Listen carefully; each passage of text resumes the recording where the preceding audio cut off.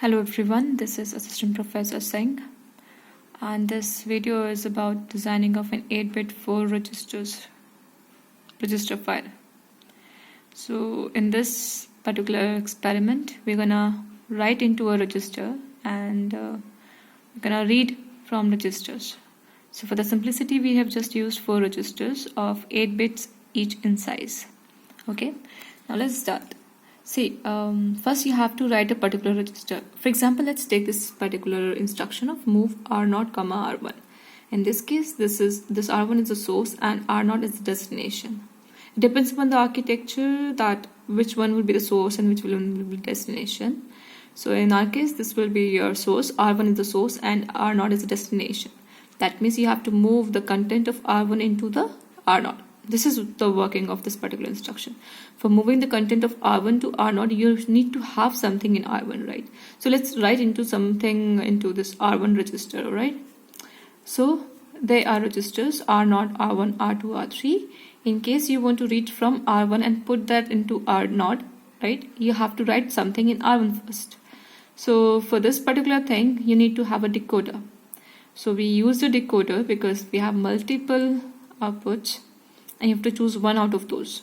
Okay, so we have used decoder, and since there are 4 registers, we need to have 2x4 decoder over here, right? So for writing into R1, you have any register, any particular register has few variables, like input is there, output is there. This is the clock that we have. This is the enable in a register, and next this is the clear, right? So let's talk about clock first. The clock is connected to a simple input. I haven't used this clock from this wiring. Why? Because when you have to minimize or say make a sub-circuit out of it, that clock will not appear over here, right? And if the clock will not appear over here, you won't be able to use this sub-circuit into any particular to make a bigger circuit, right? So I had a problem for this clock, so I just replaced the clock with simple input, right? So and since all registers are of 8 bits in size, I use this particular input of 8 bit in size. So I've fed this particular input. It's a common input. It could be fed into any of the registers that you have selected via your decoder. So decoder is basically utilized over here for the selection of any of the one of the registers at a time. And for a register to be selected, this particular input, this load register file enable, should be equals to 1. Okay, we've used AND gate for the selection of particular register, right? Or we never use OR gate for the selection because OR has output equals to 1 corresponding to 3 inputs. Now when it comes to selection, you should be having an AND gate because it just gives 1 only at a particular combination of 1, right? So let's start working. So you need to write anything into R1, right? To reach R1, this particular output of the decoder should be operate. So I just poke this into 1, right? So see, this output has been operative now. To make this work, this particular enable has to be 1 now. This is done. So the signal has reached here. To enable this particular register, a clock has to be given. So I poke this clock as well. Done.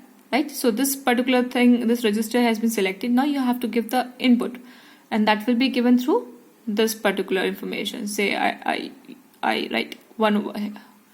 Okay, now this particular 1 will be reflected in this register value 0. Instead of 0, 0, it will be 0, 1 only when you give a transition to a particular clock. So it make it first 0, and when you make it again 1, the transition have converted your 0, 0 to 0, 1. This 0, 1 will be right here, right? So you have successfully written into this R1. Now the thing is that you have to read from R1 and put in R0, right?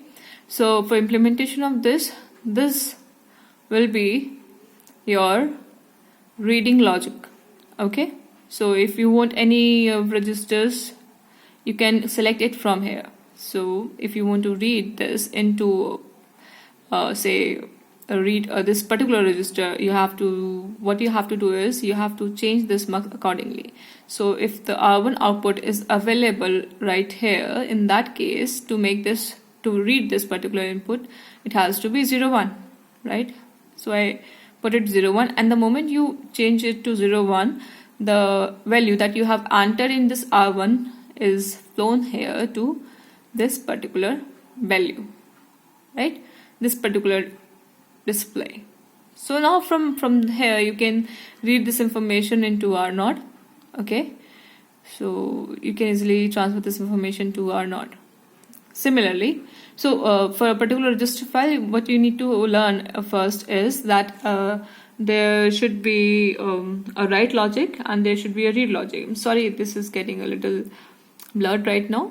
I hope I made my point so far, right? So now this is correct. So you have to use this decoder for writing into the register, and from reading from the register, you have to use mux. Okay? Thank you for today's lecture. Goodbye.